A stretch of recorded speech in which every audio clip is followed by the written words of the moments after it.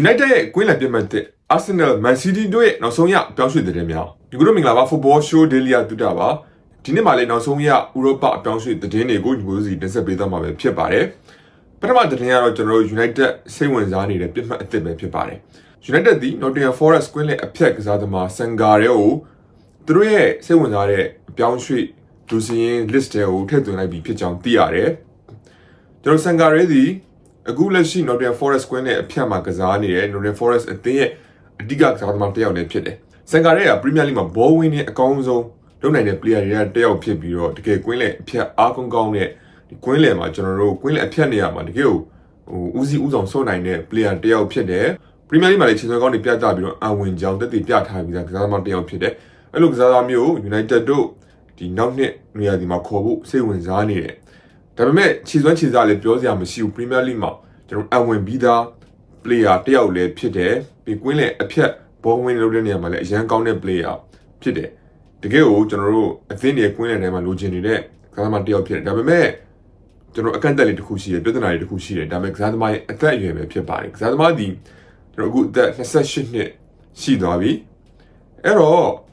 ့ကျွန်တော်တို့ United တို့ကလည်းအစတုန်းကကျွန်တော် Casemiro ကိုခေါ်စဉ်အခါတော့ကလည်းသင်ခန်းစာရပြီးလောက်ပြီဗျာအဲ့လိုဆိုတော့ဒီလိုမျိုးအသက်အရွယ်ကြီးတဲ့player တယောက်28နှစ်ဆိုတာကျွန်တော်အနေနဲ့ဆိုလို့ရှိရင် Premier League မှာအသက်ကြီးနေပြီအဲ့လောက်ကြီးကျွန်တော်သုံးလို့ရမှာမဟုတ်တော့နောက်သုံးလို့ရတယ်တစ်နှစ်ပဲဆိုတော့ကျွန်တော်ရေရှည်အတွက်မဟုတ်ပဲအနာဂတ်အတွက်မဟုတ်ပဲရေတိုဖြည့်ရှင်းချက်တစ်ခုသာဖြစ်တယ်လို့ယူဆလို့ရတယ်အဲ့တော့ဒီလိုအသက်ကြီးနေပြီသားကစားသမားတယောက်ကို United တို့ခေါ်ပါမလားတော့နည်းနည်းလေးတန်တရားဖြစ်မိတယ်ဒါပေမဲ့စိတ်ဝင်စားမဲ့အဆင့်ပဲရှိသေးတယ်စိတ်ဝင်စားတဲ့စီးနယ်ထည့်ထားတဲ့အဆင့်ပဲရှိသေးတယ်ကစားသမားရဲ့ကစားပုံအရဆိုရင်တော့အရင်လိုက်ဖက်တယ်တကယ်ကို Casemiro နေရာမှာအစားကောင်းအစားထိုးနိုင်တဲ့ player တယောက်ဖြစ်တယ်ဒါပေမဲ့သူ့ရဲ့အကန့်အသတ်ချက်ကအသက်ကြီးနေတယ်အသက်ကြီးနေတော့ United တို့ကဒီနောက်နွေရာသီမှာလည်းဒီကွင်းနိုင်တဲ့တစ်ခုလုံးပြောင်းလဲမဲ့ project ကြီးရှိနေတော့ဒီလိုမျိုးအသက်ကြီးပြီးတော့တစ်နှစ်ပဲသုံးရမယ့်ကစားသမားခေါ်တာထက်အနာဂတ်အခုလက်ရှိအတွက်ကောအနာဂတ်အတွက်ကောကောင်းတဲ့ player မျိုးတွေကိုရွေးထုတ်ပြီးခေါ်မယ်လို့သုံးသပ်မိတယ်ဒါပေမဲ့ဒီနေ့ရတဲ့သတင်းလေးကိုညီကိုတို့တင်ဆက်ပေးတာပဲဖြစ်ပါတယ်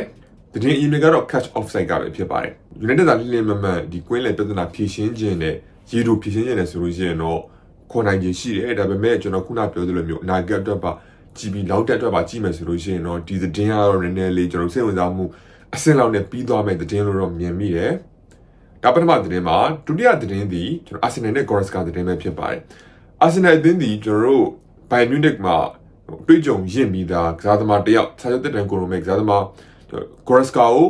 ုခေါ်ယူဖို့ကျွန်တော်ဥဆောင်မှုတွေရှိနေတယ်လို့သိရပါတယ် Goretzka ဒီလာမယ့်နေရာဒီမှာအလွတ်ပြောင်းရွှေ့ခြင်းနဲ့ရမယ့်ကစားသမားတယောက်ဖြစ်တယ်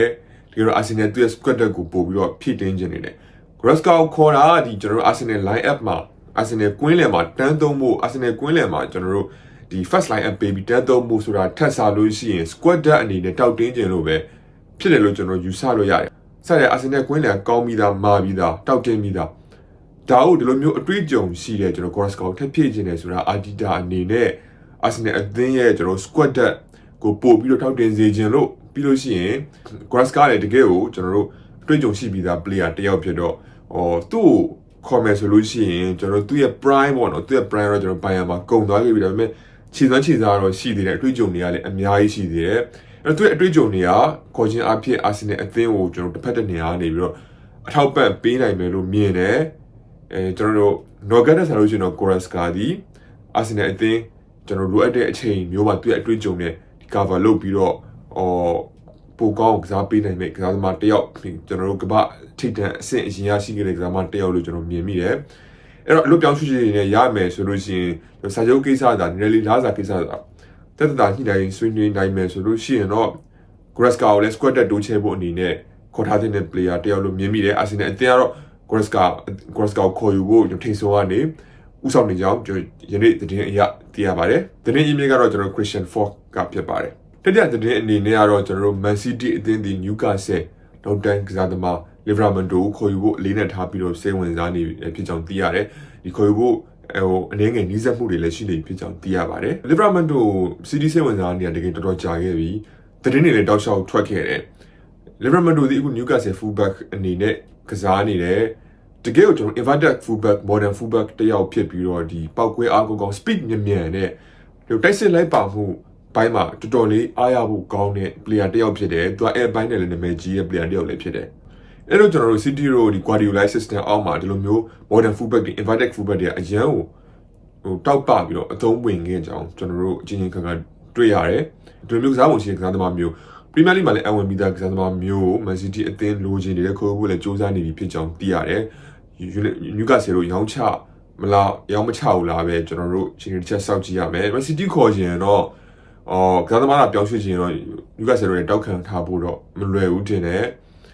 အဲ့တော့ Premier League မှာအဝင်ပြီးသားကစားသမားတယောက်တကယ်တိုက်စစ်ကောက်ကောက်လိုက်ပါနိုင်ပြီးတော့ Guardiola system နဲ့အဝင်နိုင်မဲ့ကစားသမားတယောက်ကို City တို့ခေါ်ယူဖို့တည်တံ့လှုံ့ဆော်နေကြောင်းသိရပါတယ်အဲ့တော့ကျွန်တော်တို့ City ကပဲခေါ်ယူသွားနိုင်မလားဆိုတာကတော့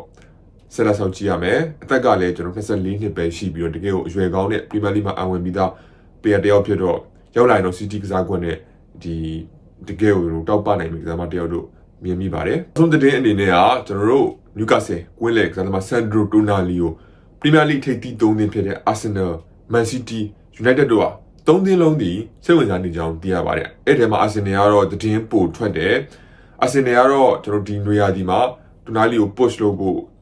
စဉ်းစားနေတယ်ဆိုတဲ့အကြောင်းသိရတယ်ဒါပေမဲ့ United တို့ City တို့ဒီလည်းကွင်းလေအတွက်အင်အားဖြစ်နေတဲ့အတွက်ကြောင့်မို့လို့ပြီးတော့ကျွန်တော်တို့ Tonali ရဲ့ကစားသမား type ဒီ deep lying playmaker ဖြစ်တယ်ဘောလုံးပစ်မှုတွေရတယ်တိကျမှုရှိသလိုပွဲတစ်ခုလုံးရဲ့ tempo ကိုထိန်းနိုင်တဲ့ player တယောက်ဖြစ်တဲ့သူ့ရဲ့ passion တွေသူ့ရဲ့ vision တွေရတယ်တကယ်ကိုကျွန်တော်တို့တကယ်ကောင်းတယ်ပြောချင်တာဗျာ playmaker ပဲဒါပေမဲ့ deep zone ဘက်မှာကစားတဲ့ playmaker ကျွန်တော်တို့တိုက်စစ်မှုတွေနဲ့နီနီကကစားတာမျိုးမဟုတ်ပဲねတကယ်ကွင်းလေ deep zone မှာကစားတဲ့ playmaker တဲ့ပုံမျိုးဖြစ်တယ်ဒါပေမဲ့ကွင်းလေအဖြတ်တွေပါလေဆိုရင်တကယ်ကောင်းတဲ့ player တိုက်စစ်ကိုခံစစ်ကိုအတွက်အလုံးကျွန်တော်တို့ဒီ modern ကစားကွက်မှာလိုအပ်တဲ့ player မျိုးဖြစ်တယ်အဲ့လို player ကိုကျွန်တော်ထိပ်သီး3သင်းလုံးစိတ်ဝင်စားနေကြတယ်